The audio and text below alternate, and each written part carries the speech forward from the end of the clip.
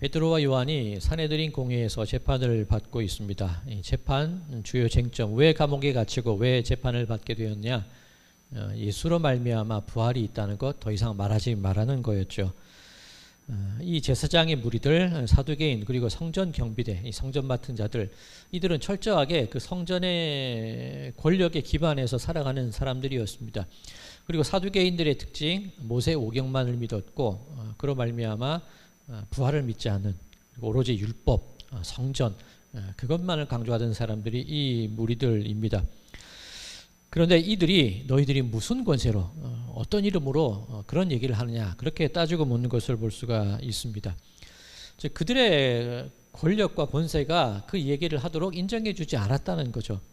그들이 지키고 싶었던 권력이 무엇이냐면, 예수님께서 성전에 대해서 많은 도전적인 말씀을 하셨고, 그리고 당신께서 부활을 하시겠다는 말씀을 하셨으니 자신들이 여지껏 지켜왔던 그 권력의 기반들이 흔들리는 것을 경험했을 겁니다. 그래서 예수님을 죽인 것이고, 모든 것이 해결되었다 생각했지만 베드로와 요한이 또 그것을 들춰내고 있는 것이죠. 그래서 더 이상 내버려뒀다가는 우리 권력의 기반이 금이 가겠어, 그 생각이 든 겁니다. 그런데 이 권력을 추구하는 사람들의 특징이 뭐냐면, 자신들의 잘못이 드러난다 할지라도 그것을 결코 인정하지 않는다는 거죠. 어떻게든 입막음하고 억눌러서라도 자기들의 권력을 지키고자 하는 것이 권력을 지닌 자들의 모습입니다. 지금 똑같이 그 사람들도, 이 제사장 무리들도 그렇게 행하고 있는 겁니다. 무슨 권세와 누구의 이름으로? 우리는 그런 걸 허락해 준 적이 없어. 우리의 성전 체제 안에서 그런 것들은 용납될 수 없어. 그 얘기를 하고 있는 겁니다. 자, 그에 대한 베드로의 대답, 우리 지난주 복습이기도 하고요. 만일 병자에게 행한 착한 일에 대하여 이 사람이 어떻게 구원을 받았느냐고 묻는다면, 질문을 바꾸라는 거였죠. 우리의 성전 체제, 율법 체제, 그리고 이 부활이 없다는 증거, 권력 유지, 그것을 질문하지 말고 이 고침받은 사람, 병자에게 행한 착한 일이 뭔지를 보자는 겁니다. 자, 이 안진병이 남에서부터 걷지 못하는 사람이 일어났던, 단순히 치유받은 것이 문제가 아니라 삶에 찌들려 있던 사람이잖아요.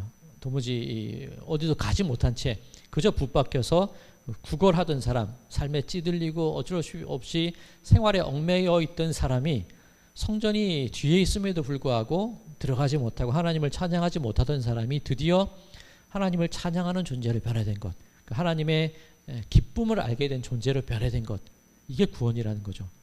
즉 지금 사두개인의 제사장의 무리와 베드로의 그 차이점, 제사장과 사두개인들 체제 유지, 율법 조문을 지키는 것, 그리고 제사의 행위, 그것에 초점이 맞춰 있는 반면 이 베드로와 요한의 경우 삶의 회복, 하나님을 찬양하는 존재로서의 변화, 그로 말미암아 기쁨을 회복하는 삶, 그것이 구원이다. 이 베드로의 주장이 그런 겁니다. 자, 그 두 팽팽한 이 대비점이 드러나고 있는 것이 사도행전 4장의 말씀이라고 볼 수가 있습니다. 너무도 당당하게 얘기를 합니다. 그런 베드로와 요한의 모습을 본 이 제사장 무리들의 반응, 오늘 본문입니다. 13절 14절. 그들이 베드로와 요한이 담대하게 말함을 보고 그들을 본래 학문 없는 범인으로 알았다가 이상히 여기며, 또 전에 예수와 함께 있던 줄도 알고, 또 병 나은 사람이 그들과 함께 서 있는 것을 보고 비난할 말이 없는지라. 그들을 본래 학문 없는 범인으로 알았다가, 이 학문 없는 이 아그라마토스, 이 글을 쓸 줄 모른다는 사람, 그런 뜻을 가지고 있습니다. 그리고 이 범인, 경찰청 사람들 쫓아가는 범인이 아니라 평범한 사람 아시죠? 그런데 이 헬라어로 이 이디오테스라는 단어를 쓰는데, 영어 이디엇, 그 말 단어 들어보셨습니까? 이 멍청한 것들, 그런 의미를 가지고 있는 겁니다. 글도 쓸 줄 모르고 이 멍청한 무지렁이 같은 것들, 베드로와 요한에 대한 그런 마음을 가지고 있었다는 거죠. 또 전에 예수와 함께 있던 줄도 알고, 우리 지난주에 잠깐 말씀을 드리기도 했는데, 이 대제사장 안나스와 가야바가 예수님을 불법적으로 사내들인 공회에서 재판한 적이 있었습니다. 그때 이 밤에 재판을 하면 안 되는데, 밤에 이 안나스와 가야바의 뜰로 왔다 갔다 하면서 예수님을 재판했는데, 그때 베드로가 그 자리에 있었죠. 그러니까 여종이 너도 그 당이야, 너도 그 제자야. 그래서 베드로가 예수님을 저주하면서 아니라고 얘기했었습니다. 그걸 안다는 거예요. 요한이 예수님께서 십자가에 달리실 때 그 십자가 곁에 있던 사람이 바로 요한입니다. 예수님께서 마지막 돌아가시면서 당신의 어머니를 요한에게 맡기셨던 일이 있습니다. 그걸 안다는 거예요.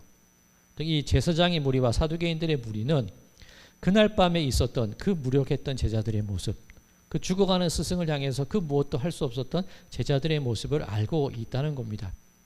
그게 언제냐는 거예요. 예수님께서 6월절 절기 때 돌아가셨잖아요. 그리고 오순절, 그러니까 77이 49, 7주가 지나서 예수님께 성령이 임하게 되지 않았습니까? 그러면 2달이 조금 안 되는 시간입니다. 베드로의 첫 번째 설교가 오순절 설교였고 지금 행하는 이 두 번째 설교, 이 시간 차이가 얼마인지는 모르겠지만 길게 잡아봐야 2달, 3달 전이에요. 즉 제사장과 사두개인들이 기억하기로 적어도 2달, 3달 전에 저 사람들은 무지렁이들이었고 힘없는 이들이었고 아무것도 할 수 없는 존재들이었습니다. 그런데 그 사람들이 왜 이렇게 당당해졌냐는 거예요. 왜 할 말도 다 하고 왜 이렇게 힘있게 이야기를 하고 있느냐는 겁니다. 놀랬던 거죠.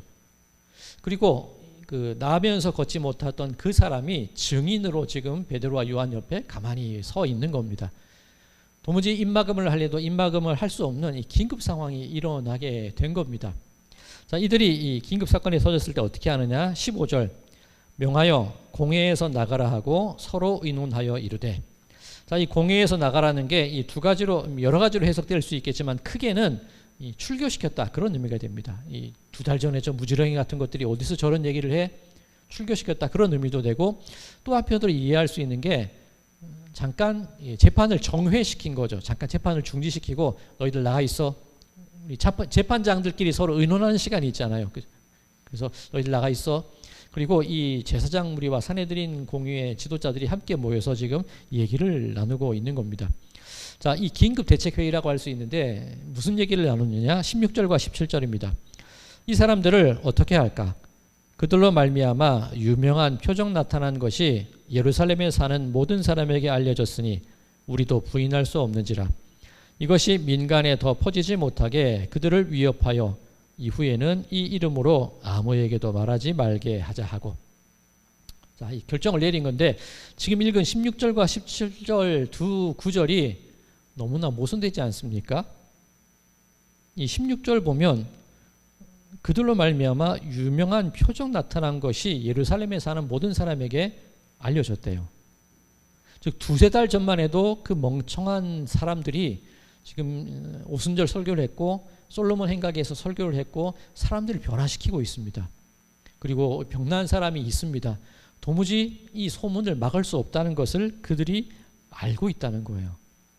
우리도 부인할 수 없는지라. 야, 더 이상 내버려둬서는 안 되겠는데 우리 기반이 흔들리겠는데 알고 있다는 겁니다.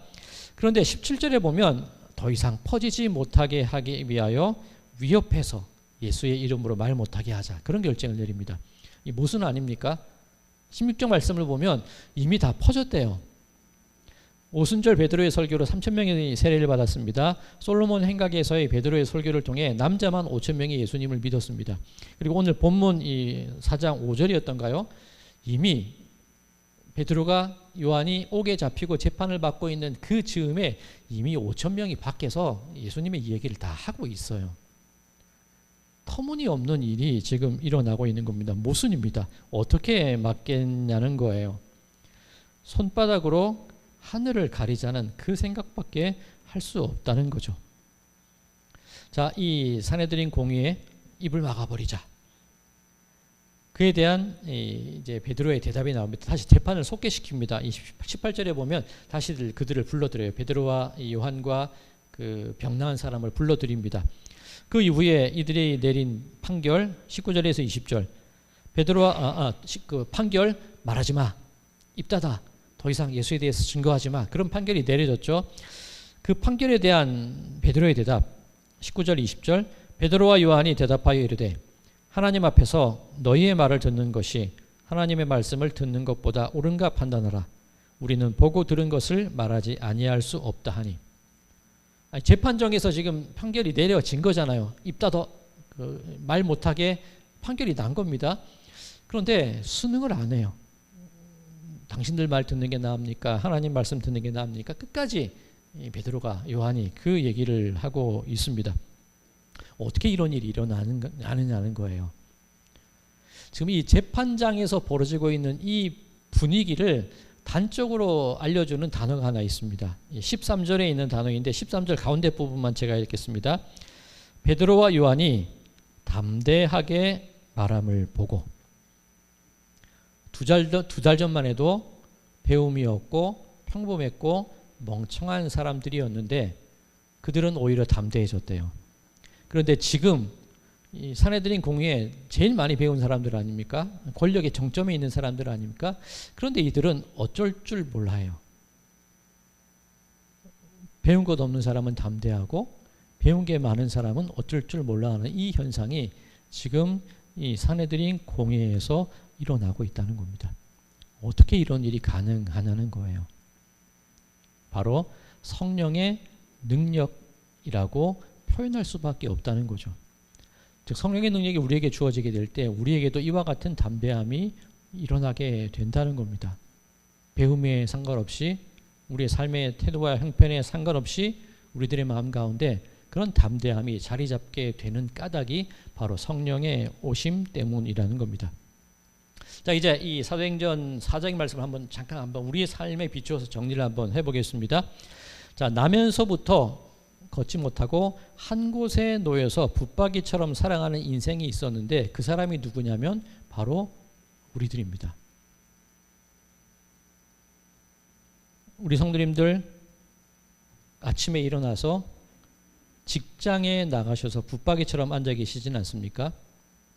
혹은 내 가정에 얽매여서 뭐 가장이 되었건 어머니가 되었건 남편과 아내가 되었건 그 자리에 붙박혀서 내 역할을 감당하면서 살아오시지 않으셨습니까?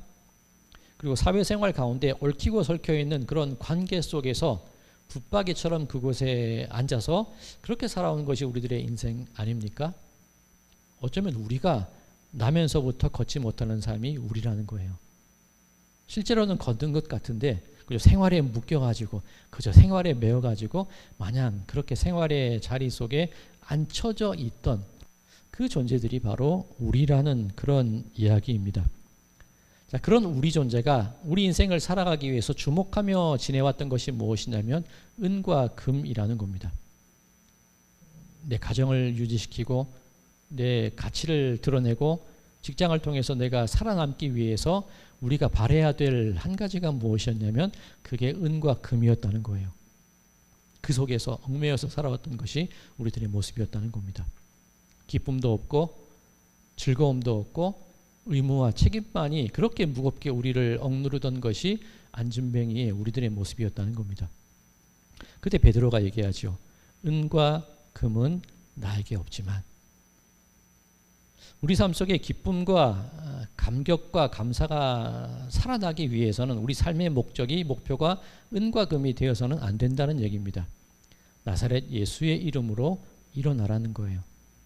즉 우리 마음 가운데 그런 생활에 얽매여 있는 삶 속에서 내 인생에 붙박이 되어 있는 삶 속에서 진정한 기쁨과 감사와 찬양을 회복할 수 있는 유일한 길이 무엇이냐면 예수의 이름밖에 없다는 겁니다. 이 베드로가 우리 인생의 해결의 방법을 가르쳐 주는 거예요. 나를 지탱해 주는 것이 더 이상 은과 금이 아니라 나를 지탱해 주는 것이 이제부터 예수의 이름이 될 때 그때부터 내 삶이 기쁨과 소망과 감격과 하나님을 향한 찬양으로 내 인생이 가득히 채워지게 될 것이라는 것, 그게 구원이라는 거잖아요. 그게 사도행전 4장에 말씀하시는 구원이라는 겁니다. 자, 이젠 우리는 압니다. 예수의 이름이면 기쁘고 구원의 감격으로 살아갈 수 있다는 걸 우리는 이제 알아요. 자, 이것은 잠깐 접어놓고 사도행전의 흐름을 한번 훑어보겠습니다. 사도행전 1장 예수님께서 부활하십니다. 그리고 승천하시기까지 하나님 나라에 대한 가르침을 주세요. 그리고 성령을 주겠다고 보내주시겠다고 약속을 하십니다. 그리고 땅끝까지 내 증인이 되라고 명령을 하세요. 사도행전 1장입니다. 사도행전 2장으로 넘어가서 성령이 임하시게 되죠. 그리고 베드로의 오순절 설교를 통해서 3,000명이 세례를 받습니다. 사도행전 3장으로 넘어가서 걷지 못하던 이가 일어나 걷게 됩니다. 솔로몬 행각에서의 설교를 통해서 5,000명, 남자만 5,000명이 예수의 이름을 믿고 변화를 받게 됩니다. 자, 그죠? 능력, 권능, 약속이 이루어짐, 성령, 담대함, 교회의 확장, 사도행전 3장까지의 말씀인데 지금 우리가 읽고 있는 사도행전 4장부터 뭔가 분위기가 바뀌기 시작합니다. 일종의 분기점이 시작이 되는 겁니다. 사도행전 4장 베드로와 요한이 옥에 갇히고 산헤드린 공회에 잡혀가서 재판을 받습니다. 사도행전 5장 교회 안에 속임수가 나타나기 시작을 해요. 아나니아와 삽비라가 땅을 팔고서 일부를 숨겨두고 다 바쳤다고 거짓말을 해요. 교회 내에 일어나는 거짓 이야기들이 시작이 되는 겁니다. 사도행전 6장 교회 안에 차별이 생기기 시작합니다. 헬레파 과부들을 구제해서 배제하기 시작합니다. 교회 안에서도 분쟁과 분열이 일어납니다. 그것을 해결하고자 7 일꾼을 세웠고 스데반이 세워지게 되죠. 그런데 사도행전 7장 스데반이 순교를 당해요. 사도행전 8장 본격적으로 교회에 대한 박해가 시작이 되고 성도들은 살아남기 위해서 예루살렘을 떠나야만 했습니다. 지금 읽고 있는 사도행전 4장이 분기점이라는 거예요. 우리는 알죠. 그동안 예수의 능력, 부활, 권능, 권세, 성령 이것이면 안전히도 일으킬 수 있고 그것이 우리 마음 가운데 담대함이 된다는 것 우리는 알아요. 그런데 우리 그 담대함에 근거가 어디에 있는지를 잘 생각해 봐야 됩니다. 만약 우리 담대함의 근거가 어디에 있냐면 안진뱅이를 일으키고 병자가 낫게 되고 기적이 일어나고 내 인생을 가로막는 모든 문제가 해결되는 것 그것으로부터 우리 마음 가운데 담대함의 근거를 찾게 된다면 만약 병이 안 고쳐지고 인생에 막힌 담이 안 허물어지고 되는 일이 없게 된다면 우리의 담대함도 사라질 수밖에 없다는 겁니까? 담대함의 근거를 잘 알아야 된다는 거예요. 지금 사도행전 4장에서 베드로와 요한이 담대하게 말하고 있는데 그 담대함의 근거가 내가 병자를 일으켰어. 거기에 담대함의 근거가 있는 게 아니라는 거죠. 성령이 임하신다는 것, 단순히 치유하고 앞의 문제를 해결하는 그 문제로만 성령이 활동하시는 건, 역사하시는 건 아니라는 겁니다. 자, 그러면 우리의 담대함이 또 어떤 담대함이 우리에게 있어야 되는가? 내 기도대로 되지 않고 기적이 일어나지 않고 내 인생을 가로막는 문제가 해결되지 않는 일이 일어나게 될 때에 그때 어떻게 하냐는 거예요. 자, 나면서부터 걷지 못하는 사람이 걸었습니다. 그런데 오늘 본문 22절을 보면 이 병 나은 사람이 40여 세나 되었다. 성경은 증언합니다. 이 당시 평균 연령을 생각해 볼 때 40여 세가 되었다는 것, 살 만큼 살았다는 겁니다. 평균 연령 이상으로 살았다는 겁니다. 그런데 이제 40세가 넘어서 평균 연령 이상으로 살 만큼 살아서 걷게 되었는데 이 사람에게 주어진 인생이 이제부터 뭐냐면 박해가 시작이 되는 거예요. 사도행전 4장을 분기로 인해서 교회의 거짓을 바라봐야 되고 교회의 분열을 바라봐야 되고 교회의 박해를 바라봐야 되고 순교당하는 이들을 바라봐야 되고 쫓겨나서 예루살렘에서 도망치는 일을 경험해야 되는 거예요. 그럼 차라리 40평생 살았으면 이 성경 기준으로 살 만큼 살았으면 그냥 예수를 모르고 살았다면 구걸을 할지언정 붙박이일지언정 먹고는 산단 말이에요. 그런데 살 만큼 살았는데 이제부터 내 인생은 망하기 시작한 겁니다. 그런데 이 사람들의 담대함이 어디에서 비롯되고 있느냐는 거예요. 사도들은 사도행전 4장 이후로 여러 핍박과 박해와 혼란과 분열이 있음에도 불구하고 저들의 모습이 어떤 모습이었냐면 하나님을 원망하거나 대어들거나 그런 모습을 보이지 않아요. 즉 우리가 가지고 있어야 할 담대함이 무엇이냐면 우선 첫 번째 담대함은 능력, 권능, 권세, 안진뱅이를 일으키고 막힌 담을 허물어뜨려버리는 그 믿음의 담대함도 우리가 지녀야 되겠지만 두 번째 담대함, 우리가 지녀야 될 담대함이 무엇이냐면 안 허물어지고 안 낫고 내 인생이 꼬이고 망한 것 같음에도 불구하고 여전히 내 마음 가운데 흔들리지 않는 믿음의 기준을 가지고 살아갈 수 있는 그 마음, 그것이 우리가 가져야 될 두 번째 담대함이라는 겁니다. 사도행전의 흐름이 그렇다는 거예요. 지금 4장이 분기점이라고 말씀을 드렸는데 또 다른 담대함이 시작되고 있는 것이 바로 사도행전 4장입니다. 베드로의 담대함은, 요한의 담대함은, 이 병난 사람의 담대함은 단순히 고쳐졌기 때문에 담대한 것이 아니라 어떤 인생의 조건이라 할지라도 흔들리지 않을 수 있는 믿음의 중심이 그 마음 가운데 자리 잡히게 된 것, 그게 담대함의 근원이었다는 거예요. 즉 우리가 가져야 될 담대함의 근원이 거기에 있어야 한다는 그런 말씀입니다. 자, 사랑하는 성도 여러분들, 하나님께서 베풀어 주시는 은혜와 은총, 그로 말미암아 내 마음 가운데 기쁨과 감격이 생기고 그렇게 만들어져 가는 믿음도 있습니다. 그런데 때로는 하나님께서 안 계신 것 같기도 하고 하나님께서 나를 잊어버리신 것 같은 그런 고통과 슬픔의 순간이 나에게 다가오게 되었을 때에, 그때에도 하나님이 도저히 느껴지지 않을 때에도 그럼에도 불구하고 나는 여전히 하나님을 의지하고 있습니다라는 믿음을 내가 하나님께 보여드려야 할 삶의 순간도 분명히 있다는 겁니다. 자, 다시 말씀드리면 기쁨과 내 강력한 믿음의 결과로 얻게 되는 그런 기쁨의 믿음의 모습도 있는가 하면 하나님이 보이지 않더라도 여전히 하나님을 향하여서 내가 하나님 저 잘 지내고 있습니다. 잘 견디고 있습니다. 라고 보여드려야 할 믿음의 모습도 우리에게 있다는 거죠. 즉 우리의 담대함이라는 것, 그 두 가지 믿음에서부터 비롯되는 겁니다. 기쁨의 믿음이건 아니면 눈물과 아픔이라 할지라도 여전히 흔들리지 않고 잘 버티고 있다고 고백할 수 있는 믿음이든 간에 그 믿음이 우리에게 있을 때 우리는 진정한 담대함으로 이 세상을 꿋꿋이 살아가게 될 줄로 믿습니다. 그리고 그 모든 것이 성령께서 우리에게 임하시게 될 때에 우리로부터 나타나게 될 담대함이라는 것 믿으시기 바랍니다. 바라기는 우리 성도님들 그 담대함을 가지고 살아가시기 바랍니다. 세상이 어쩔 수 없는, 어쩌지 못하는 그 믿음의 마음으로 살아가시기 바랍니다.